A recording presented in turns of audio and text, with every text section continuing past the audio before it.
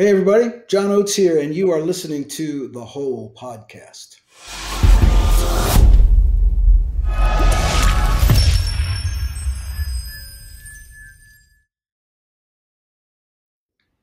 Welcome to the Whole. I am Rob Sprance.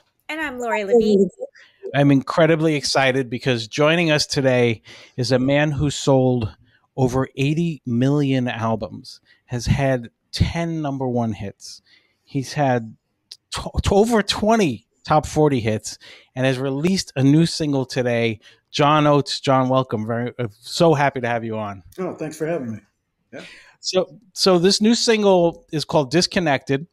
And a couple of things I think of right away when I heard it. First of all, it's a great song and it has an excellent video with it. And one of the things that I've always admired about you is that you've always worn your influences on your sleeve. But yet at the same time, the writing and the music is always inherently you. And I think it's such a great blend to see how you do that. And I can see in the video, you know, there's definitely some, I don't want to ruin it for people, but you should watch it. There's definitely some shades of Motown in there and different things that John did. And you can hear that in this song. And even in Pushing a Rock, the last one that you put out, which is also another great track. These are all, you could just see those influences. So do you consciously do that, or is it just kind of part of you from all the years of listening to music that it kind of blends in like that? You know, I think I do it consciously and unconsciously. You know, I try to use whatever is appropriate for the moment. You know, if I'm writing a song and it's going in a certain direction, you know, whether it could be a folky or something that sounds a little bit more has its roots in a more traditional style, or in an early R&B. And lately, and if, as you said, you referenced the Pushing a Rock song that came out a few months ago, and this new one, I'm kind of getting into this 70s R&B thing now. And it's a very distinct, you know, kind of style. And it's something I'm very comfortable with and something I really like.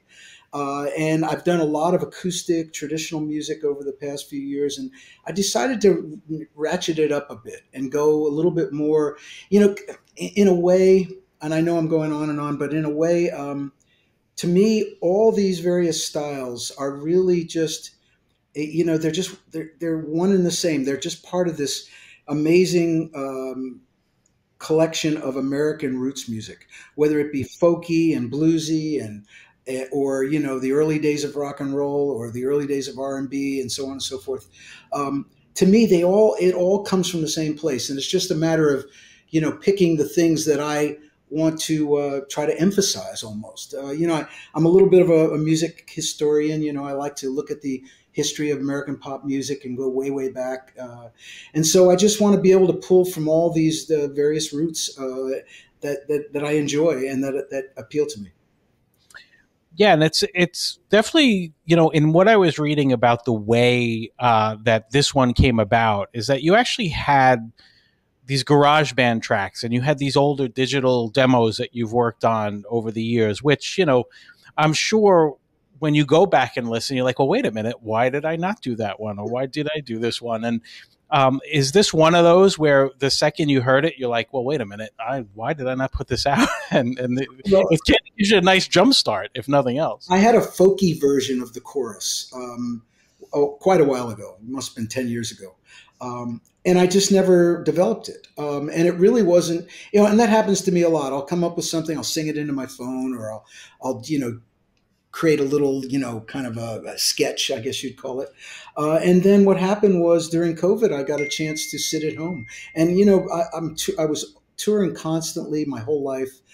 Everything has always been like, let's go, where's the next place, next airplane, next hotel, next show, blah, blah, blah.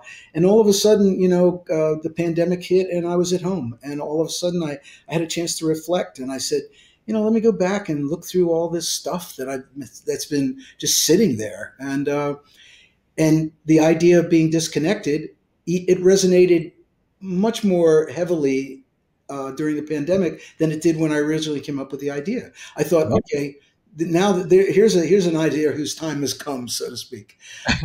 And I grabbed it, latched onto it, and I I started, and you know, a lot of people, especially a lot of pro musicians laugh at me because I use GarageBand, but as opposed to Pro Tools or Logic or whatever. But you know, I love GarageBand, and I'm really good at it, and I'm really fast. And when I get an idea, I don't want to get bogged down in engineering and technical and this and that. I just want to do it. So I can put up a GarageBand track in literally a minute, and I can have a drum groove, a guitar part, and I'm done. And then I can say, oh, is that worth pursuing or not?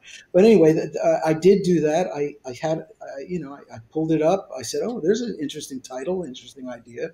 And now we're all disconnected. All of us are disconnected. And we're disconnected from each other. We're disconnected from ourselves, from the way of life that we were used to.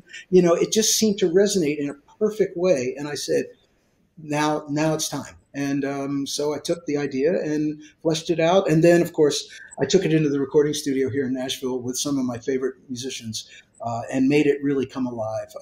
Although there are some of the original GarageBand program tracks, and Nice. all the background vocals on the song are from GarageBand, which I recorded in my little room. Actually, this room that you're looking at.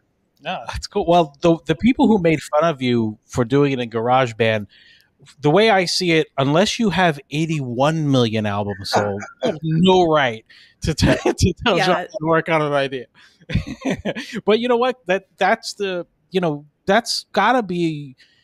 I'm so curious as to how you feel about the way things were and the way things got made and the way things were released then versus now. Like, obviously right now it's much easier to release something, and you don't need a machine behind you to do it like you used to back in the day.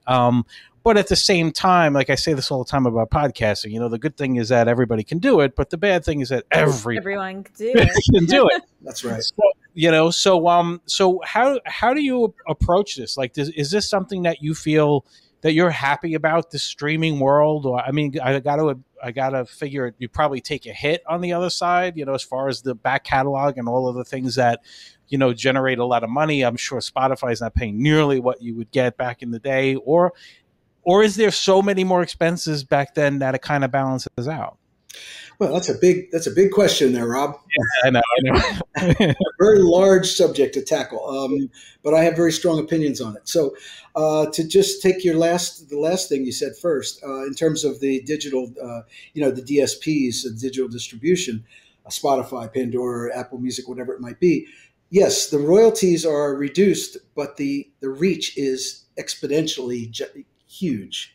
So now, you know, instead of, you know, releasing a song that's being played on American radio like it was back in the 80s or whatever, and we'd have a big hit in America or whatever, now you release a song and it's international, worldwide, universal, it's everywhere.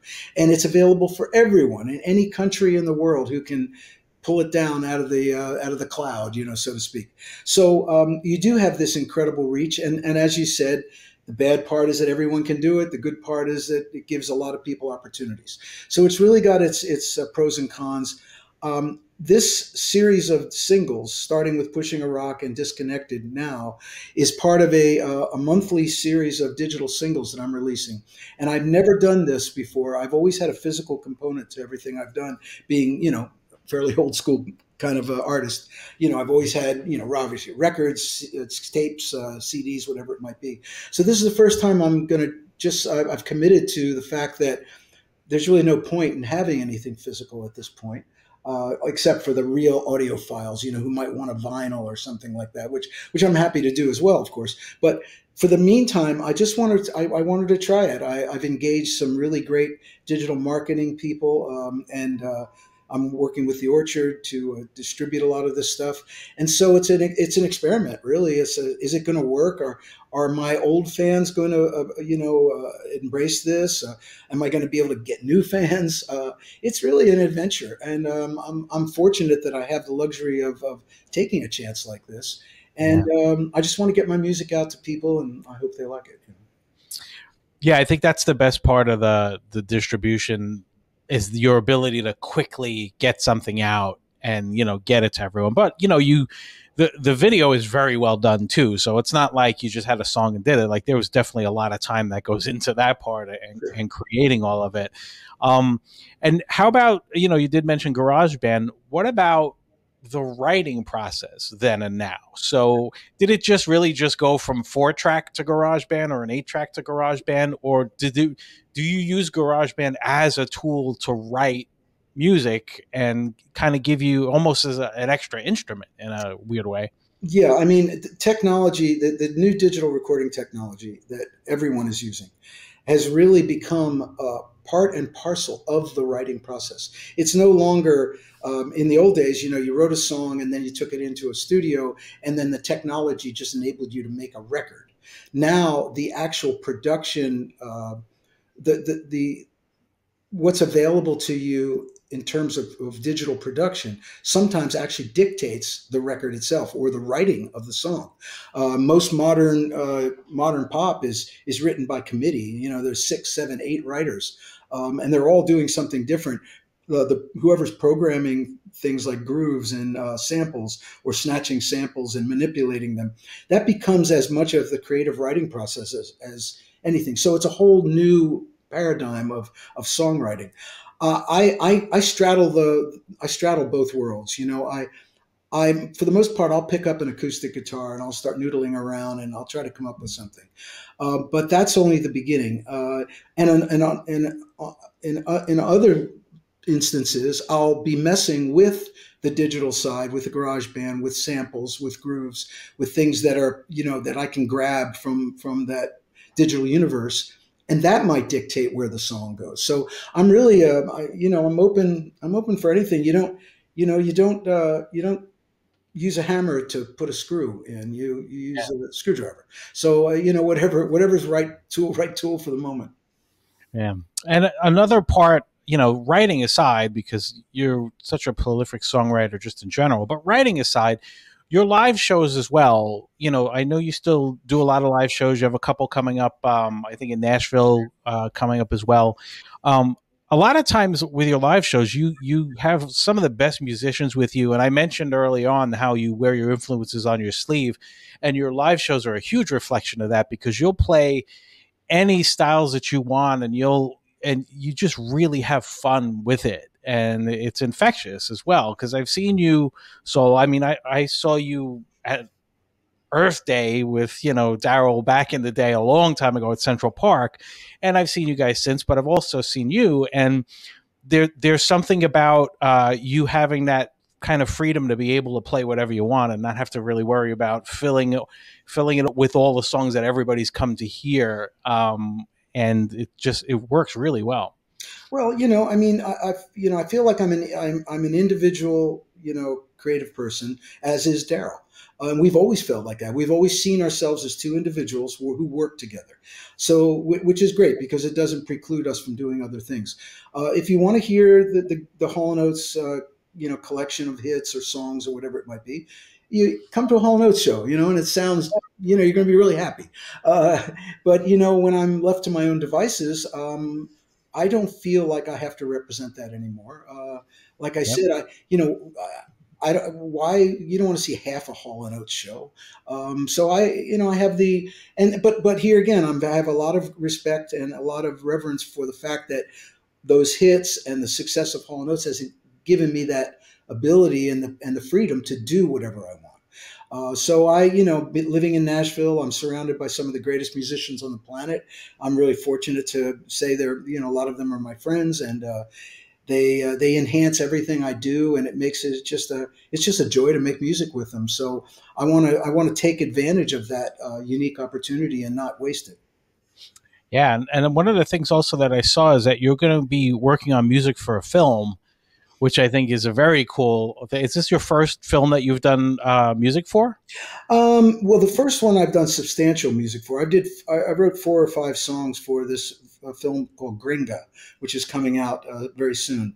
And I did this during COVID because here again, I had time, and the director was a friend of mine, reached out to me. He said, "What are you doing?" I said, "Not much." And he said, "You want to write some songs for my new movie?" I said, "I'd love to." And it was fun because I had the script and I could work, get inspired from the actual writing of the script. So that was good.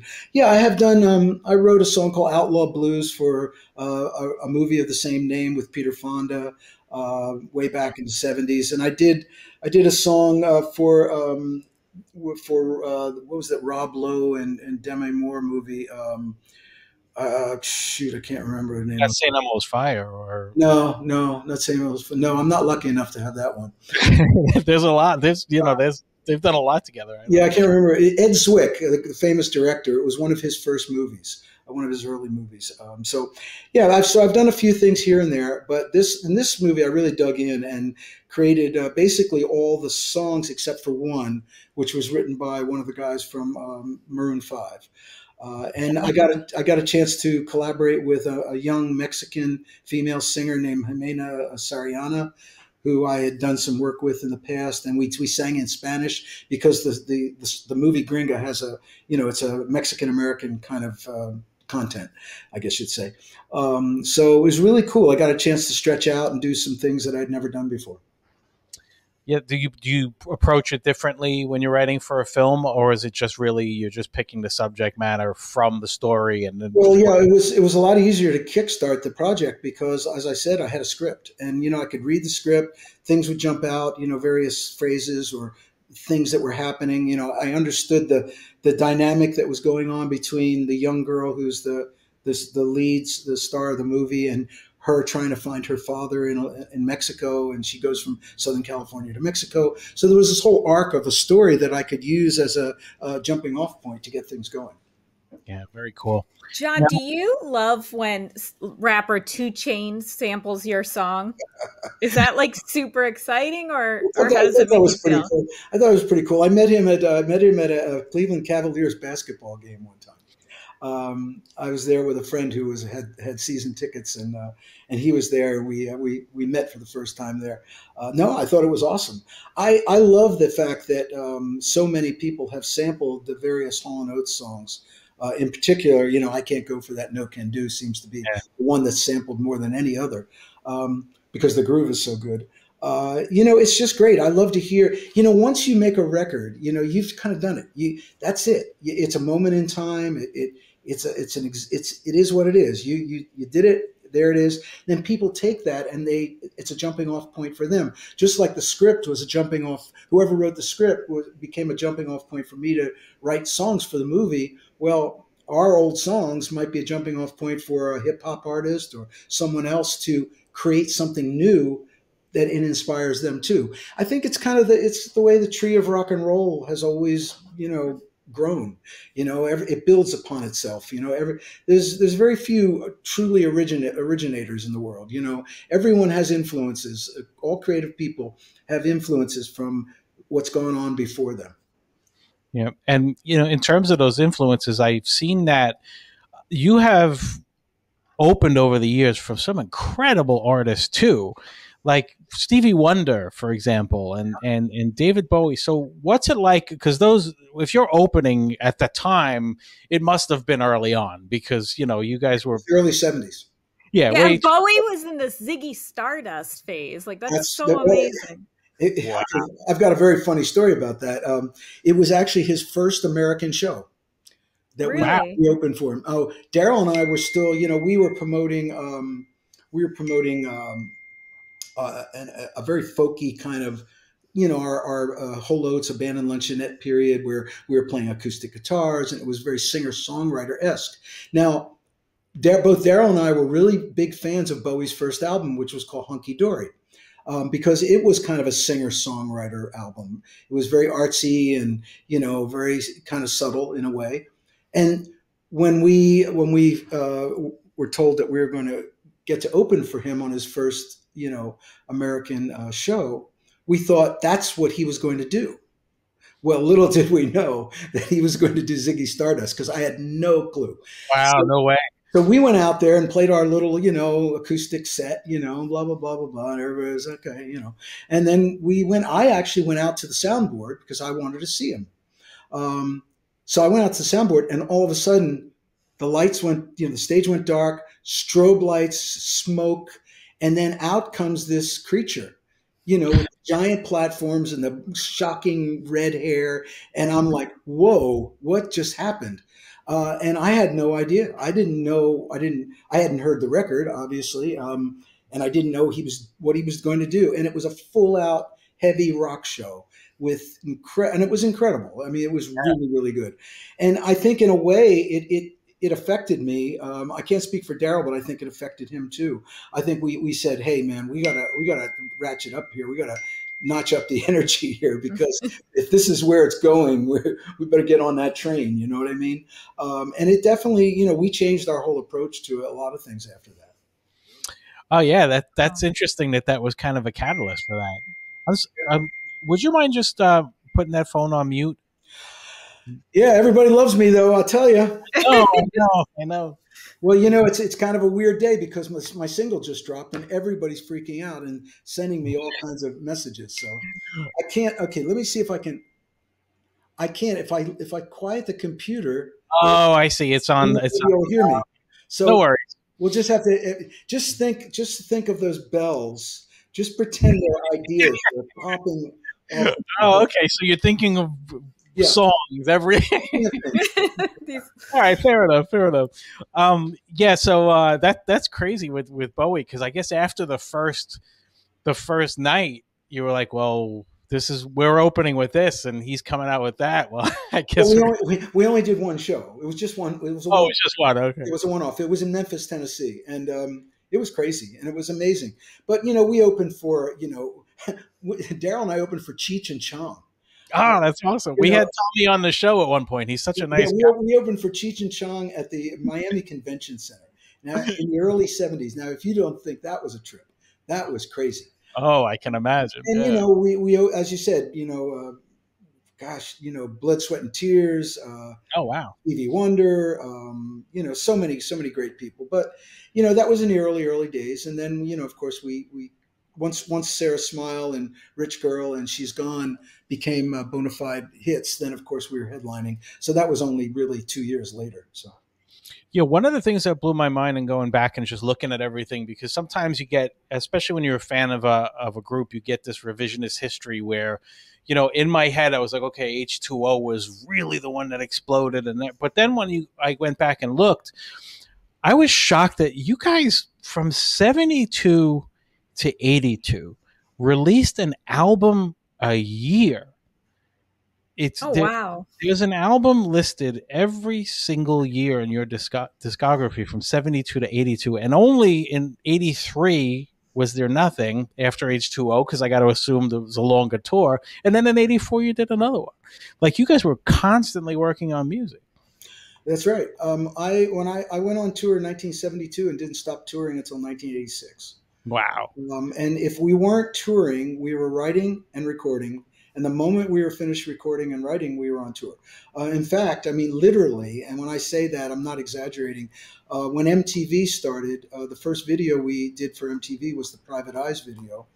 And we were at Studio Instrument Rentals, which was a rehearsal facility in New York City. Yep. And we were on the soundstage. We rehearsed for our tour. When the rehearsal was done in the late afternoon, early evening, they came in, put a black curtain up. We put on the silly trench coats and fedoras, and we jumped around in front of the camera. And the tour bus was on the curb, idling, ready to go. And we literally took the coats off, went on the tour bus, and went on tour. I mean, it never stopped. And I think, that was when 86, 87 rolled around. That was when Daryl and I needed to really regroup and reevaluate, and that's when we slowed down a bit. But there was no slowing down. As you said, it was a record every year, and sometimes two, because we had live albums in between and greatest hits albums as well. Do you have a favorite show out of all of them that you can point to? It's like, if you could time capsule a song and a show that, thousands of years later, someone's going to find and say, this song represents you guys and this show represents you or yourself. What would you pick? Well, I just can't pick one. I can pick a lot of them, but not one. I mean, I think you kind of always point toward the kind of marquee moments, in an artist's career. When you play Madison Square Garden for the first time, when you leave the country and you play London or you play Tokyo, those things are always indelible memories that you never forget. The Hollywood Bowl, these really kind of classic, moments that in every artist's hopefully in every artist's career that they can point to. But then we did Live Aid. We headlined Live Aid in Philadelphia, and we brought out Eddie Kendrick and David Ruffin, who we had just done the Apollo Theater. Here again, another marquee moment. And then Mick Jagger came out with Tina Turner, and we backed him, during that show. So that was and at that point, that was, as I think I'm correct in saying that it was the biggest televised simulcast show in the history of music at the time. Yeah. And I think you were introduced by the legendary Dick Clark, is the one on the television. He's the one that introduced you guys. I think Dick Clark introduced everybody. Yeah, Dick Clark was great. I mean, he was I mean, we did Bandstand. I mean, so I mean, we did Soul Train with Don Cornelius. I can keep going on and on. And for my solo stuff, I think the first time I played the Ryman Auditorium in Nashville, which is the mother church of country music, for me to be on that stage where all the greats of country music, and even Elvis and so many people have stood in that exact spot. Johnny Cash did his TV show from there. For me to walk out on that stage and play a song on acoustic guitar solo, was, and to be introduced by Vince Gill and Marty Stewart and people like that, that was really something for me, because I think it felt like I was accepted into a new community of people who really, really value music. And then how was We Are the World? How was doing that? That's a whole other story. Yeah, We Are the World was pretty amazing. I mean, I was standing there on the, in the big group. If you look at the picture, Ray Charles was right off my left shoulder, right in front of me, and Bob Dylan was right behind me off my right shoulder. And I'm thinking, while it was all happening, I was very, very aware. I was like, okay, I got Ray Charles right here. I can tap him on the head, and I got Bob Dylan. I could elbow him in the stomach. And I said, this is crazy. This is really cool and really amazing, and it's never going to happen again. I think that's one of the things that I miss a lot of moments. I think sometimes I've had a lot of things kind of slip by, but I try to be very aware of moments that are probably never going to happen again, and not to take them for granted, and to appreciate that this is a unique opportunity. And even when I play my shows, especially my solo shows, I like to joke. I mean, I make a little joke about it, but I'm not really joking when I say, hey, this is what we're going to do tonight, what's going to happen tonight between you and the audience and what I'm doing on stage here will never happen again. It will never happen again in the same way. And I just have maybe it's silly to put so much emphasis on it, but to me, I have a great appreciation for that. That's how you feel about doing our show right now. I do. Yeah. Just making sure. I can't stand it. In fact, I was so excited about it. I actually thought maybe I should put pants on. No. But then I thought to myself, you know what? I've learned my lesson during COVID. You can do everything you want, and you never have to wear pants. It's really awesome. So that's true. Well, you know what? We wouldn't be objected to you having a video or a live show with no pants. I mean, the rest of the world would, but we don't understand. No. Yes. That's where we draw the line, right? We draw the line right about here. Maybe you have a half curtain up the whole time, and at the end, it's like The Wall with Pink Floyd. Hey, listen, I don't know whether you guys have pants on, so I'm not. No. Okay, well, no. That's our long time. There you go. No, 3 years now. Well, so I have to read this because this is happening a lot lately, and this is not really music related, but I'm going to read I'm going to read this word for word. This is how this was written. At about 11 a.m. Eastern Time on Wednesday, our beloved singer John Oates has passed away. John was born on April 7, 1949 in New York. You were a victim of a death hoax from a Facebook page that everyone then immediately pulled down. So are you even aware that this happened? When did it happen? It looks like it was about a year ago, and then, but it's too bad they didn't wait until I had my single out, because it would have been great press. More promotion out of it. Isn't that crazy? Like that. It's so creepy. It's everything. Listen, the social media thing. it's great, and I like to play. I play in that field, but you got to take everything. You got to be kind of, you know. Yeah, absolutely a grain of salt. But you know what? We can start another one up since the record's the singles Sure, out. let's go. Sure. I'd be happy to. I've got a great idea. Why don't we tell everybody that Taylor Swift thinks my new song is one of the best things she's ever heard? That's all Okay, we do. I will. We're good to go. I absolutely will. You know what we'll do? We'll have Lori do it. We'll blur it a little bit, and we'll just have her say, "Hi, this is Taylor Swift. Sorry, my camera's a little messed up." And my internet's really spotty. But didn't you do some work with Taylor's producer who worked with her earlier on? Well, actually, yeah, the song that we released in November was "Pushing a Rock," and here again, that song has a lot of parallels with the new one, "Disconnected," in terms of the way it was written. I In 2014, I was doing a project called "Good Road to Follow," and the theme of the record was going to be, I wanted to work with people I had never worked with before. I wanted to make records in their world, and I reached out to people like Vince Gill and Ryan Tedder from One Republic, all sorts of great people, and I just wanted to do something different and just see, hey, how do you make records, what's your vibe, and it was a lot of fun. And one of the people I reached out to was Nathan Paul Chapman, who was Taylor's original producer. He started with her when she was a young teenager, making demos for her in Nashville, which really got her record contract, basically. And then he produced her first four albums, multiple Grammys, and et cetera, et cetera.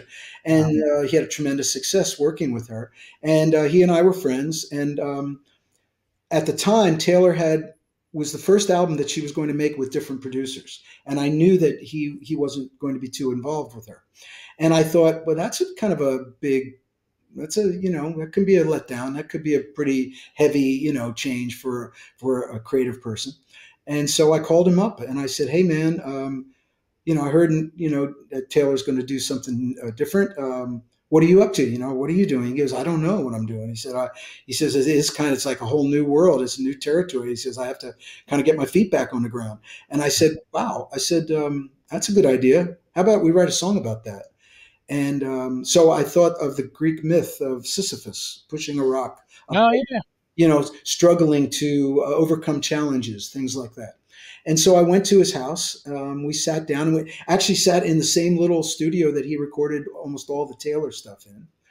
And we made a lot of jokes about it. I said, is this the mic she used? Is this the sofa she sat on? That kind of thing. We just had some fun with it.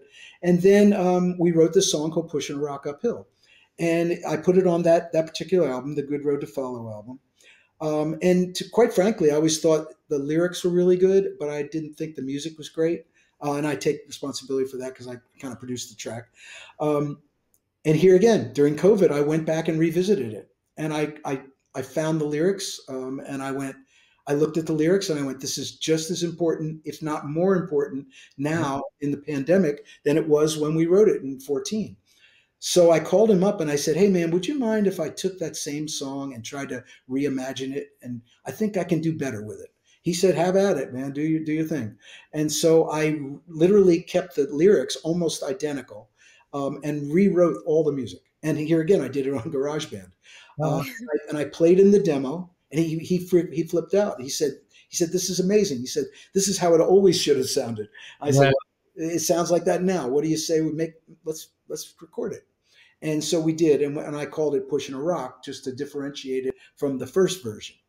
And so that's the song that came out. And it was, here again, it was just one of those things where it just felt right. And I went with it. I love the idea of dripping out singles every couple of months. It's definitely a different way to kind of keep things fresh all the time.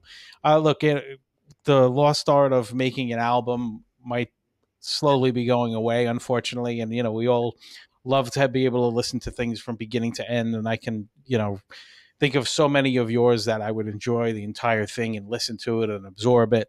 But that being said, this day and age, as we mentioned earlier, you can change themes a lot easier when you're just making a one-off single here and a one-off single there. And you can really be even more selective, and there's no deadline for you. Like, by this date, I have to have something to put out. Whereas back then, I'm sure, you had to give them a date and you had to be ready to go, and that album had to be ready whether you were ready to do it or not. Yeah, yeah. I mean, pop music has always reflected the times, from the very beginning of American pop music till now. And our times are we live in a highly accelerated time. People are moving quicker. They absorb information at a greater volume and at a greater speed. And really, not many people have the time and the energy to reflect and kind of sift through an entire body of work anymore. It's a shame because I do love the idea of an album that you can really go on a musical journey and but but here again I think you have to adapt and reflect what's going on in the world, and people want a quick fix. They want to hear something that catches them. I mean, look what's going on with TikTok and with YouTube. Yeah. They're they have 30-second songs now. Yeah. People, which I thought was funny when I heard about it, because I said, "Oh, this is the greatest thing that ever happened to me as a songwriter. Now I don't even have to write the verse. All I have to do Unless you're a punk fan, unless you're a just punk come fan, up with a hook and I'm good to go." But in all seriousness, I thought, I just put out singles, and the phrase that is being used is "always on," which I had never heard before, and I thought that was really interesting. So it means that you're always on. Your music, your whatever you're putting out to the world, whether it be on social media, whether it be a song, whether it be whatever, you're always there.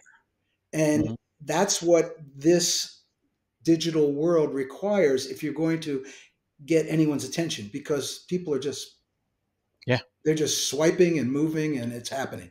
So the goal was the goal was to put out a song every month for about 6 months and see what happens. If we assemble those songs as an album or an EP, great. But they're going to be available individually along the way. And it also it gives me the opportunity to talk with you, for instance, and to give a little bit more depth and explanation on what the song's really about, Yeah. because we're focused on that one song. If I had a whole album, we'd be sitting here and go, well, track 6 was, and then say, well, I put track 8 on because, it seemed to follow track 7. It doesn't matter anymore. Yeah. Do you have one that I'll actually take this from both sides. Do you have one of the songs that blew up that you were very surprised that you didn't think that was a single that was going to take off? And on the opposite side, was there one that you thought was going to be huge that just for some reason didn't resonate? Yeah, the single that really came out of nowhere was "Sarah Smile." Oh, wow. We had released that came from an album which we call the Silver Album, which was to Daryl Hall and John Oates. We had released 2 singles, both of which went into the top 30. They didn't set the world on fire, but they were pretty good.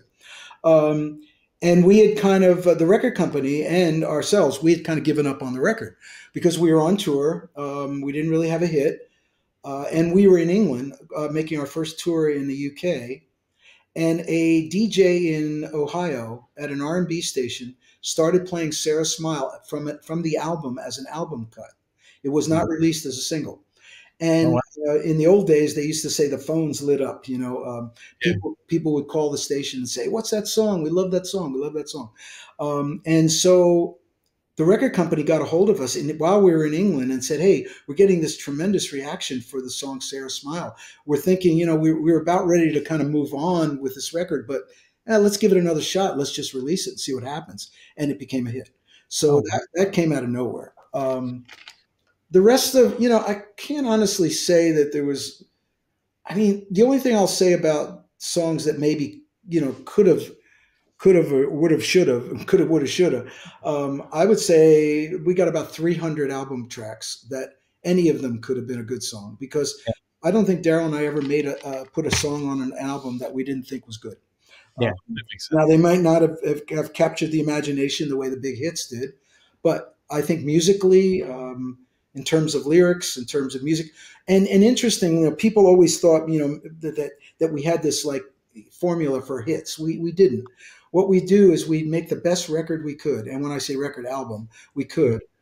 We spent the same amount of attention and care on every track, but then certain ones just rose to the top, and they rose to the top through marketing, through radio, blah, blah, blah, blah, blah. But there's lots of cool songs on our albums that never saw the light of day as singles. Absolutely. And, it's how fitting that it was an R&B station that played Sarah Smile, because, we started this about your influences.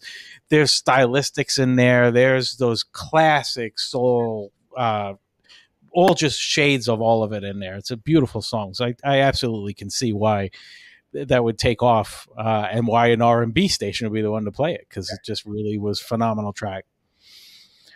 So I want to make sure that everyone, not only I'm going to play the video here at the end, but more importantly, you can go to johnoates.com and find out not only when his shows are, but if you're on Spotify, Apple Music, Tidal, whatever it may be, there's too many even to mention at this point, but any of the streaming services that you have, these tracks are available now. You can get Disconnected, you can get Pushing a Rock, you can get all of these as well as the new ones. So any of the ones that have where you can add the artist as a favorite, add John as a favorite. As soon as the track comes up, you get notified about it, even if you don't go to his website every day, which you should every single day. You understand? There you go. All right. I'm going to abuse them, John. I'm going to get them to do it. I like it. But yeah, it's a fantastic song, and there's a lot more to come, and we're really excited as to what you're going to do going forward, John. Will you hear the next one? Oh, awesome. I can't wait.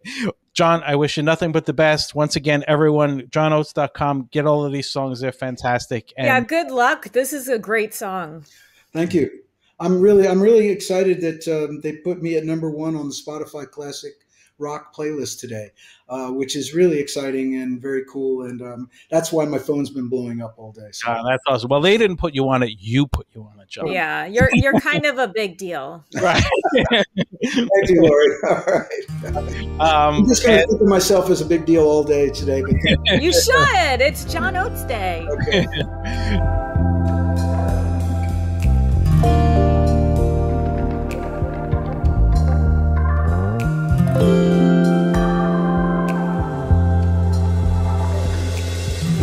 Disconnected, where did we break down?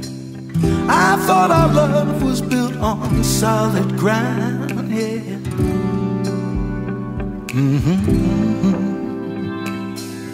When I think about the past, think about love and life, obsess about the things that went wrong from right.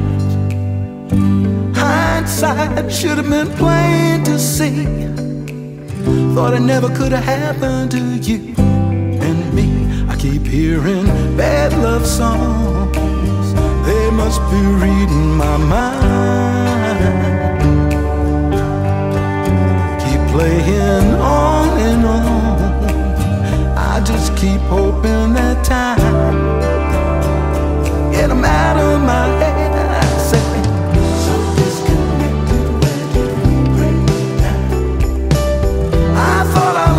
were built on solid ground, yeah. So disconnected. Oh, but I keep believing. Once upon a dream. What about the world we had together? Once upon a love, love that's gonna last forever. Gotta find a way. Yeah, we could put it all back together. Once upon a dream, once upon a love, a love we thought would last forever.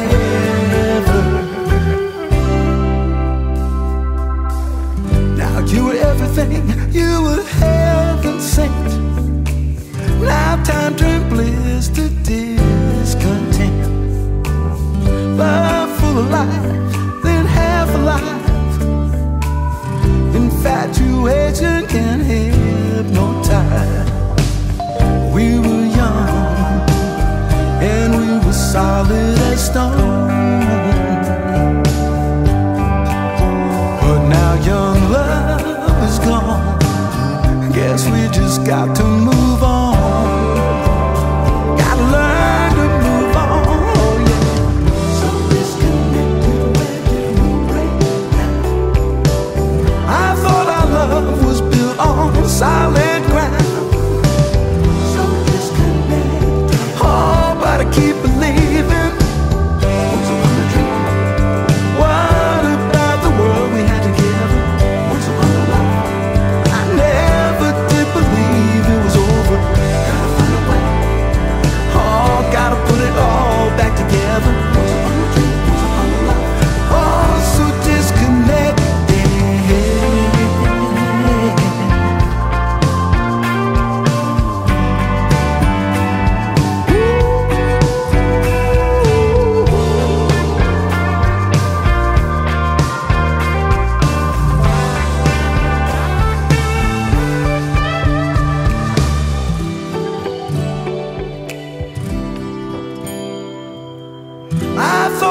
lives were built on solid ground.